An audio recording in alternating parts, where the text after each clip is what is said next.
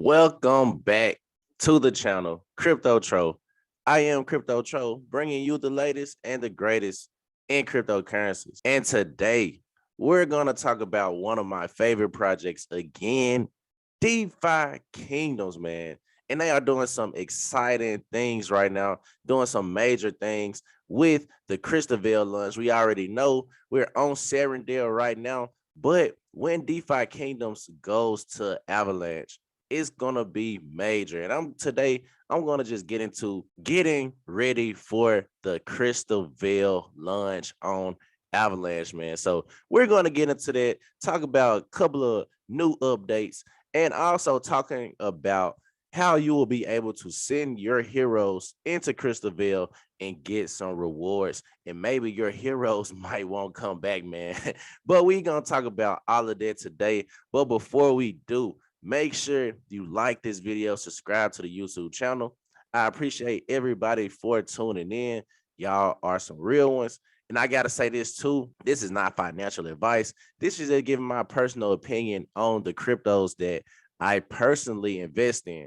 If you want financial advice, make sure you hire a financial advisor, because in the crypto space, everything is pretty much really volatile right now. So you got to be able to handle those ups and downs. And if you can't, I would not recommend investing in it. I would recommend just sitting back, watching these videos, and watch other people make money.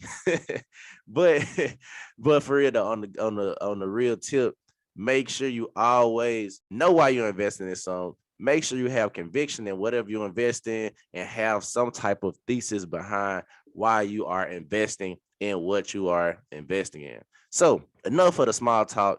Let's get straight into it. DFK, DeFi Kingdoms, let's go. So man, we see right now price is currently at $5.56. Man, look at that crazy dip. We down 10% on a day, and that's cool. We expected that once Bitcoin drops, and a lot of people took their profits when DeFi Kingdoms hit that $20 mark, but it's still so much left in the tank because the game hasn't even came out yet, man. So right now we're currently at $5.56, but in my personal opinion, I believe that's a good dip and a good entry point going forward with DFK. Then I like to scroll down too and just see the charts. And like I said earlier, on the 5th last month, we seen that $23 price, but since then we dropped like crazy. But I believe it's still so much more room to grow, just because, of course, a lot of people took their profits when it hit that $20 mark. And then just the dip in the crypto markets in general. I mean, you got to understand, people are going to take their money, but the people who hold are the ones who will be the winner in the long run, just because, especially if you are in LPs or if you have your jewel in the bank, your money is pretty much working for you while the price of DFK or the price of jewel is down. So when it comes back up to that $23 range, you'll actually have more jewel and you'll have a bigger bag. So that's why I tell people, don't just hold it, or don't just hold a crypto. Make sure that crypto has some type of utility where it helps you make money while the price is down. And that is what DeFi Kingdom is doing. And like I said, the game still isn't out yet, man. We still don't have PvP or PvE. So it's still so much room to grow. That's why I'm still holding this bag. But something that caught my attention, man, an article that caught my attention was the Avalanche article. So we already know Avalanche or DeFi Kingdoms will be launching on Avalanche very soon. But Avalanche just announced the deployment of subnets. I know you're asking, so what's a subnet? So subnets are pretty much where projects on Avalanche will basically have their own net to do transactions, have their own validators, and it causes less congestion. So let's see what Avalanche wrote up on it. And we are currently in the article. So we see subnets, the initial subnet offering or ICO will be an ample opportunity in 2022. ICOs are, or not, I keep saying ICO, ISOs are a tool for raising money for a project subnet. Where no one has initiated an ISO yet, the 5 projects in the article have announced they are interested or have already began working on their subnet. I expect the first ISOs to come out in early 2022. So we see DFK started on the Harmony One blockchain, and after explosion in interest, they have began to expanding to other chains. This project seamlessly merges P2E gaming with DeFi, quite a feat. Users use the DFK DEX, LP pools, and purchase NFTs with in-game utility. Who knew the future of finance would be so fun?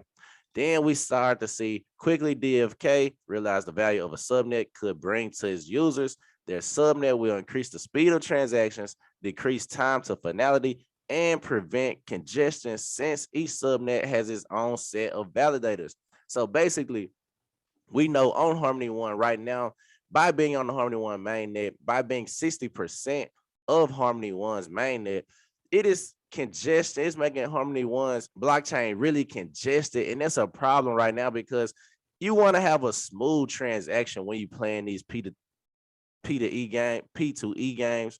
You want to have a smooth transaction, man. You don't want it to be freezing up and some of the transactions not going through or failing. You want it to be very, very smooth. And by having a subnet on Avalanche, one of the biggest blockchains and one of the best blockchains out there, you will not go through this same problem. So we see with the subnet, users will only need Jewel, the native DFK token, to make transactions. No need to hold Avax or any other coin to play or earn. So all you will need is Jewel to actually do transactions on the subnet. And it's going to be major moving forward because now people don't have to figure out, like, do I have to buy Avalanche to do transactions on DFK when we go to crystalvale?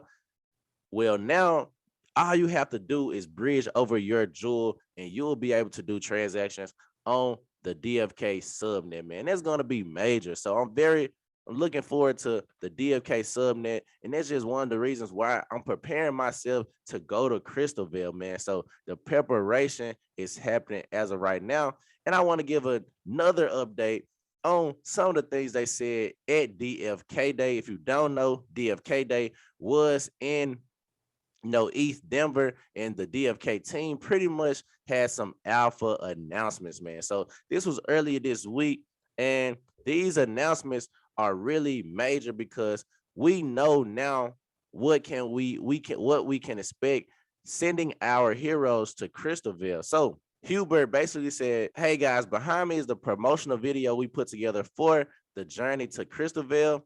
In the lower DeFi Kingdoms, all the lands are separated from each other, but now heroes are coming back to the land and starting to explore. Someone came from crystalvale to Serendale and told them about crystalvale, but couldn't explain how to get there.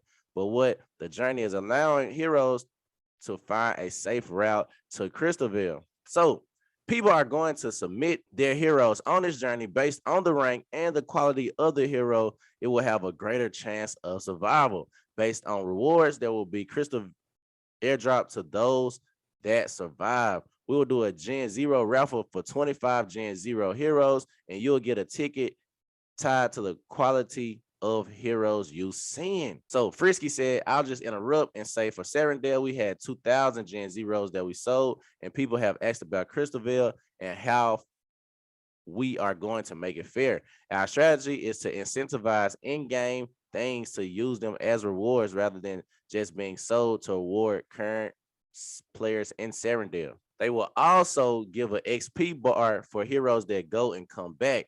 A small group of lands will be exclusive to survivors of the journey. We'll also give an achievement to the hero that will give it access to quests that will be exclusive to heroes that went. Heroes will be permanently marked as heroes that survive the journey. For those that don't survive, those will be burnt. We will give some consolation prizes and raffles for another 25 Gen 0 heroes to those. So is this completely dead forever? Yes, it goes to the burn address. This will also be our first introduction of the MM room. You have to be above a level 4 to get that. Lastly, we will give out a number of enhancement stones and atomic crystals for those that die. Those will be based on the top 2 highest stats of the heroes and will enhance those specific stats. We'll have additional or actual numbers released on Discord, so I don't get you all bogged down now. It will be launching fairly soon. So can we talk about how the lore played into some of the things? If they die, how come they get jewel? Is that a part of the lore that is more of a severance package from the kingdom of Serendale? Is for their friends and surviving family? So I'm gonna stop right there for a quick second, man. Let's just analyze that. Let's just analyze that, man. So you will be able to send your heroes to crystalvale, and some will make it, some will not. Those that don't will get burned, and you will have a chance to win some jewel and also some attunement crystals and enhancement stones. But those that do make it, you get rewarded too. So this kind of cleared my mind just a tad bit, because I was like, man, if I just spent $500 on the hero to, possibly send a crystalvale and it get burnt forever, then I'm just out of luck, man. So it's good to know you get rewarded on either end. Now, I must say it is better if your hero comes back, but not to say that if you lose your hero, it's a total loss, man. You're getting something out of it. So that kind of will help me sleep at night. If I do decide to send my heroes to crystalvale, now I can kind of, be aware that if it doesn't come back, at least I'm getting something out of it. So what is the burn percentage? Well, a level 1 common basic has a 35% chance to survive, but then chances get higher. Gen 0 heroes are not allowed to die, but they still get sent, so you can get achievement, but you can't get other wards. But you can send them with another hero to help them survive. So Gen 0 heroes will not die, but they only get the achievements. Now you will have to pretty much use basic hero. I won't say basic heroes, but you will have to use heroes other than Gen 0 heroes.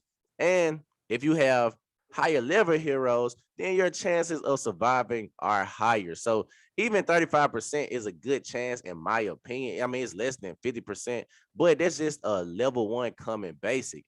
If you level your heroes up, or if you have some, other type of rarity hero, then your chances are even higher. So there's something to look forward to as well. And Frisky said it, so it will scale up as the heroes are stronger. They will have a higher chance of survival. I'm excited about this. Thanks to Hubert about this great information. Stay tuned in for our channels for more information.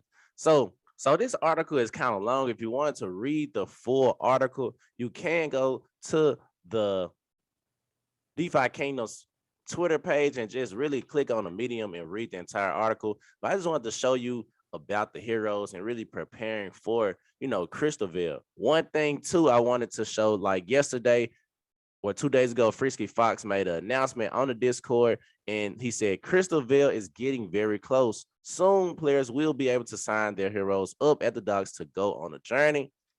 Tomorrow, Hubert is doing the AMA on Wednesday. Tomorrow, Hubert is doing the AMA to give more details and answer any questions anyone may have, as well as announce the various dates for the journey when we sign up, or when sign up will open and close, and when the brave heroes who undertake the journey may be collected. So tomorrow is very exciting day for the DeFi Kingdoms team, and I'm very excited to see or hear the AMA. And then we say patch day as well. So there are many behind the scene efforts being undertaken to get the API bridges, maps, NPCs, smart contracts, and servers ready for the crystalvale expansion. As the day marches closer and our developers come even busier, make sure everything is ready. We will be moving this week's patches to the following Wednesday, along with some critical features that will be launching to support the journey, man. So very, very excited to see what's next in DeFi Kingdoms. Very excited for the AMA tomorrow. I might make another video after the AMA, and we're going to go into detail about that as well. But it's so much information to cover on DeFi Kingdoms. So, man, subscribe to the YouTube to stay updated on all the information, man. And before we go, I like to show numbers always. If you know me, you know I like to show numbers. And right now we're just looking at the top blockchain games, and right now we're comparing it to the volume. And we see, man, right now DeFi Kingdoms is coming in at number 2 with a volume of 14.56 million on the day, man. And we know Axie Infinity is number one as of right now, but I believe that's going to change. And when we click the 7 day, when we go to the 7 day, we see DeFi Kingdoms is still at number two, moving up the ranks. And then when we just go out, just stretch it the whole calendar out, man, we see DeFi Kingdoms is staying in at that number two spot with very much room to grow. Because look at those users, just comparing the users compared to Axie, we see if just think about if DeFi Kingdoms had the same number of users. And there's going to be something major looking forward to as well with the scholarship programs coming out. That's one of the reasons I believe Axie has more users as well, because Axie, I mean, it's not like the NFTs are cheap on Axie, but they do have a scholarship program that allows, more people to get in with a lower barrier of entry. So once DeFi Kingdoms drops that scholarship program and gets new users onboarded, there's going to be something major.